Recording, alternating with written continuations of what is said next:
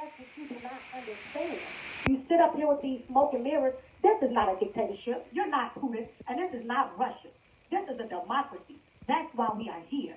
You say, oh, me and my people in the back, we do this, we do that. They don't do anything. They don't do anything. First off, our job is legislation, because I know someone asked about our job. Our job, could you let me finish more? Because I'm right now is not the time. Let me finish. So, as the legislative branch, our job is to oversee the finances and to create ordinances. That's our job.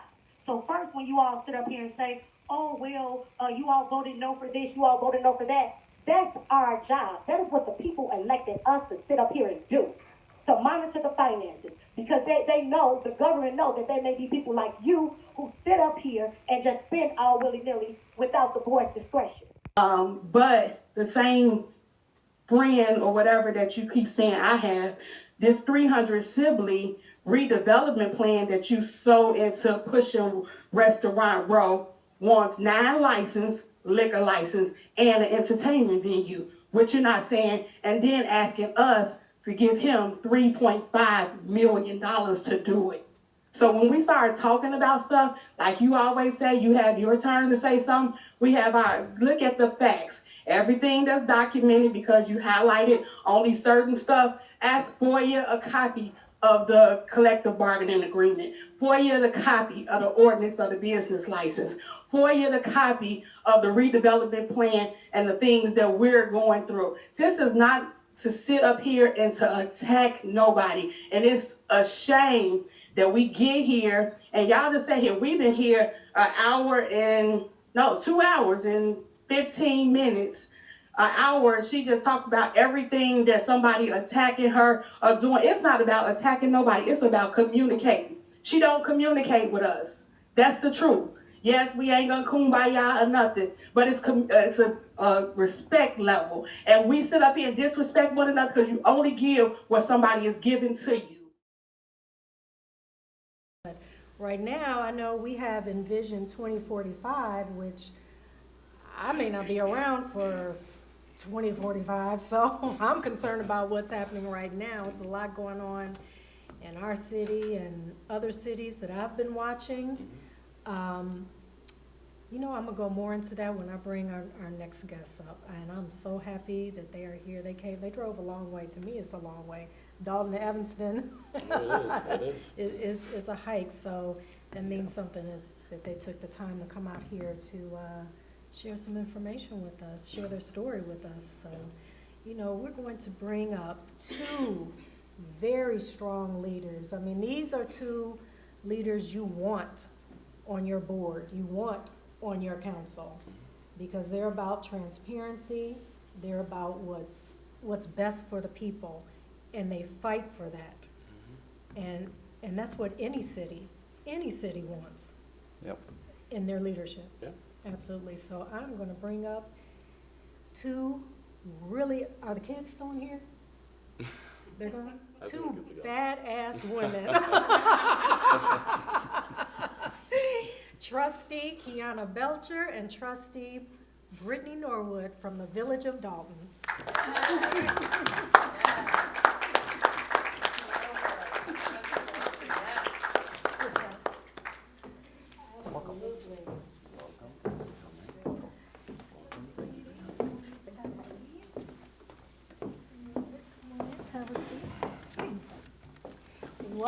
Welcome, trustees, welcome. Oh my God, I can't believe I have been following these women for months. So for me, it's like superstars sitting next to me. Okay? Yes. I stumbled across a video. And I'm not even quite sure why Dolton popped up in my news feed on YouTube. My aunt did live in Dolton back in the 80s. She was an educator, and it wasn't that many black people in Dolton at that time.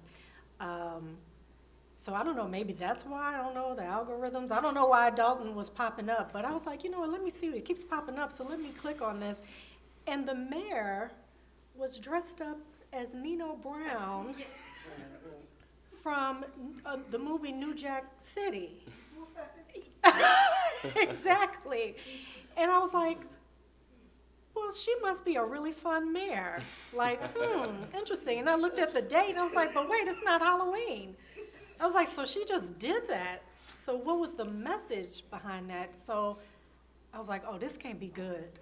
The more I watched it, and then I just went down the rabbit hole. I just was watching every Village of Dolton video back when Mayor Tiffany Henyard was a trustee to present day. And if any of you familiar with what's been going on with, yeah, and I watch you all's village board meetings, the Dolton trustee meetings, like I live there. Like I tell my guy, I'm like, I gotta watch the Dolton meetings coming on, so I gotta watch it. I gotta watch it. He was like, you don't even live there. I was like, but I care about these people. But let me tell you, these two women exposed why I have such respect for you, and I'm so happy I can tell this to you to your face. I have so much respect for you because I know at the beginning, I was looking at a lot of the videos, the residents didn't believe you. They didn't believe what was going on with the money, the mishandling of the money. Money was missing. They wouldn't believe you, and you all just stayed on it, and you did not give up. And I have nothing but respect for you. And the truth is coming to light today. So I applaud you. Yes, absolutely. Absolutely.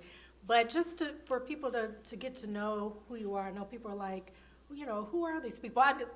One of our guests actually was like, who are these people you bringing in? I looked up Dolton, and indictment came up. Like, as soon as possible, like, who are you bringing to Evanston? I said, these are the good guys. These are the good guys. So if you all can, give people a little background into who you are and how you came to be trustees at the Village of Dolton. Okay. Go ahead.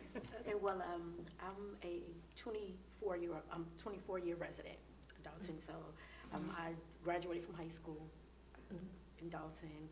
I'm raising my 18-year-old. I've raised him there, and it all took place one day. I received a call, and they asked would I like to run. And at the time, I had been doing a lot of volunteer work. And I was like, okay, I didn't expect that call. But I had been doing so much volunteer work that I said, why not?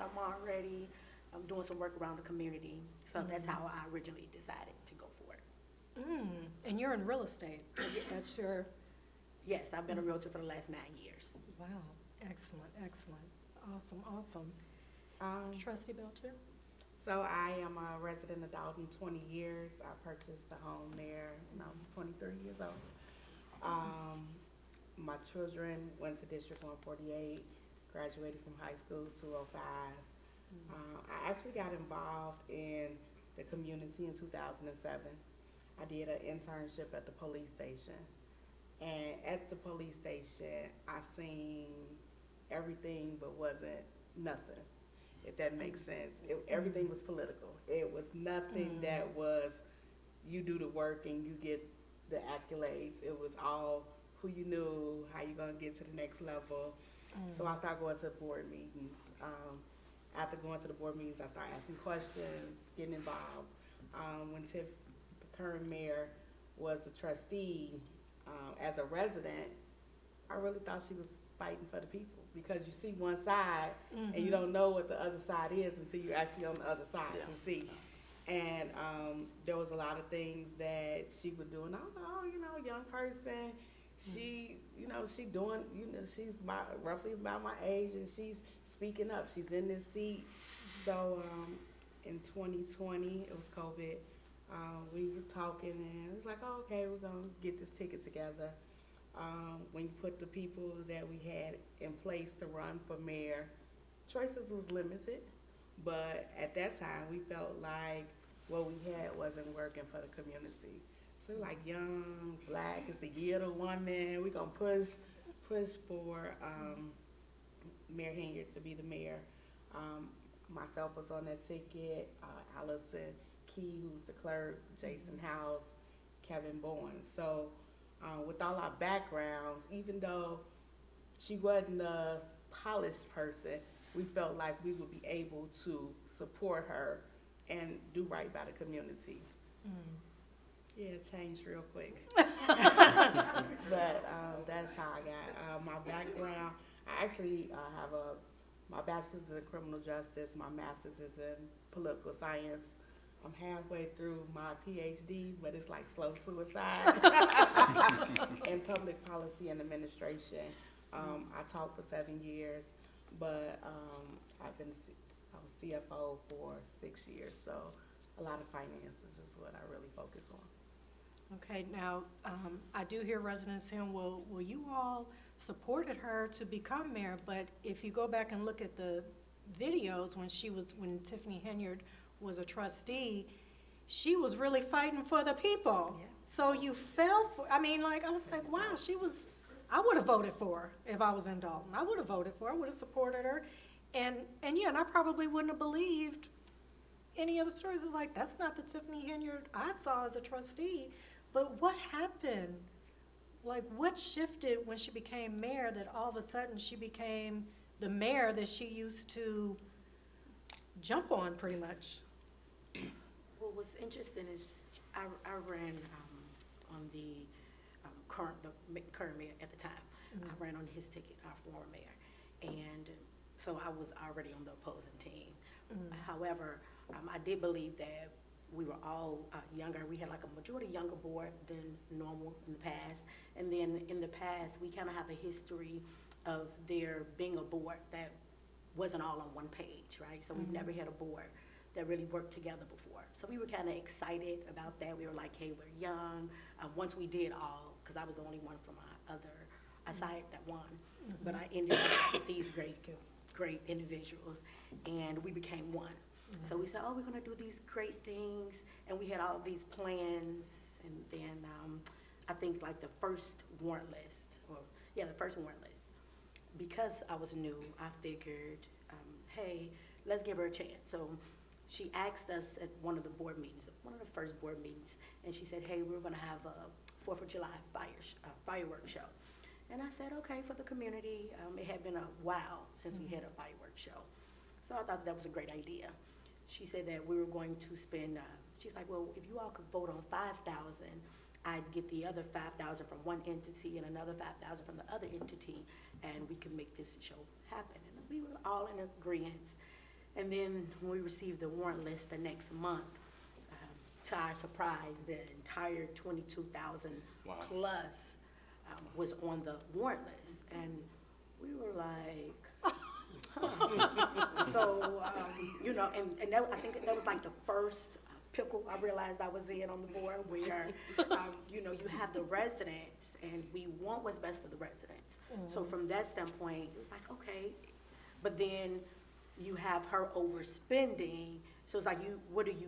You don't want to vote now and say, well, hey, we want to take it all away, but we have a budget, and we know that you have to follow a budget.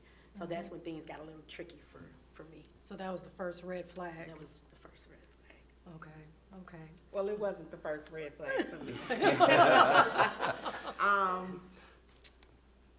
As I said, we ran together. So during the campaign, the true person started showing who they really were. And we were too far along in the campaign to separate.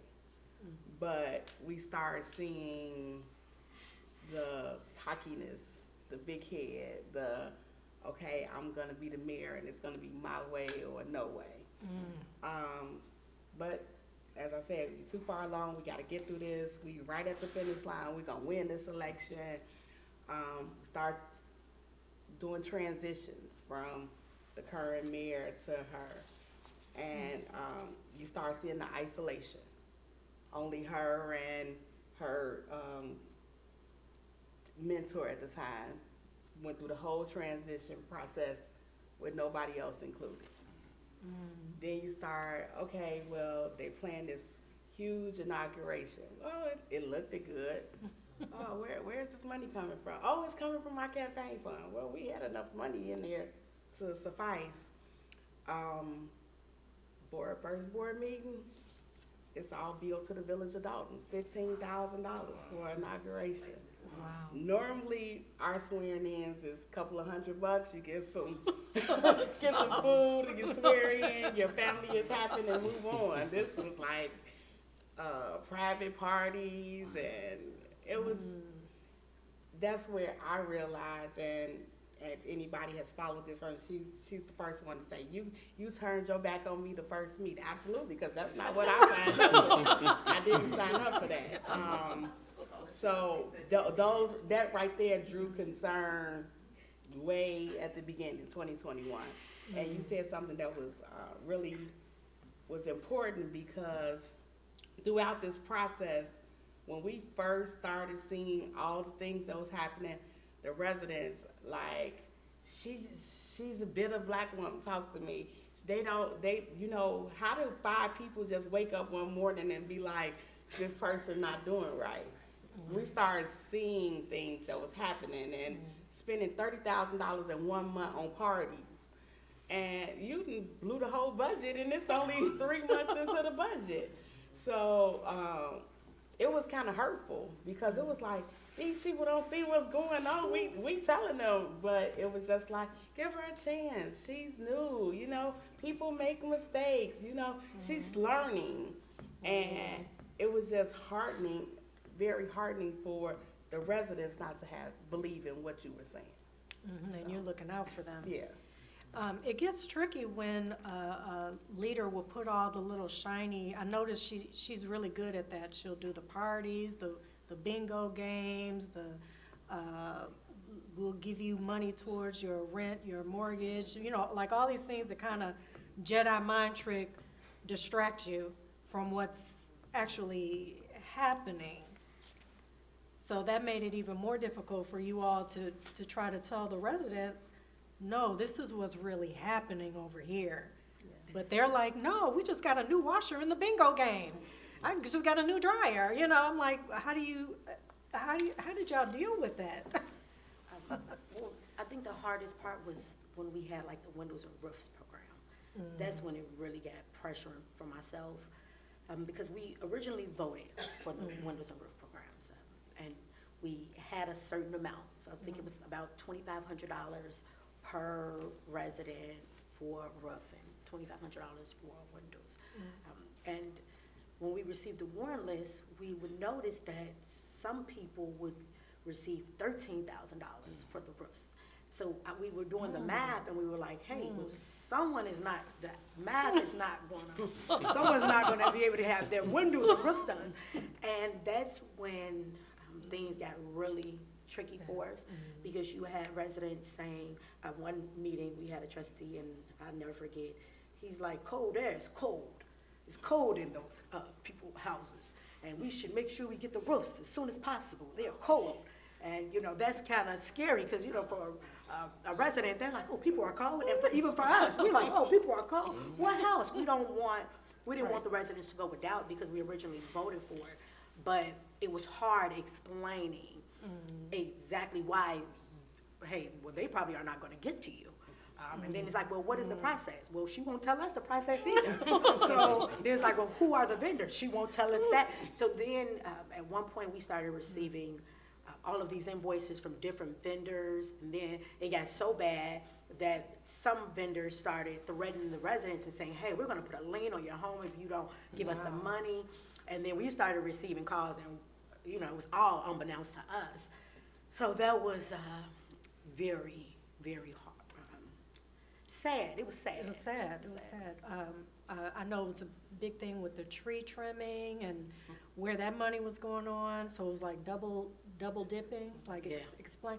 I mean, it was so many services you all were trying to give the residents, but how vendors were getting paid, it just got really tricky.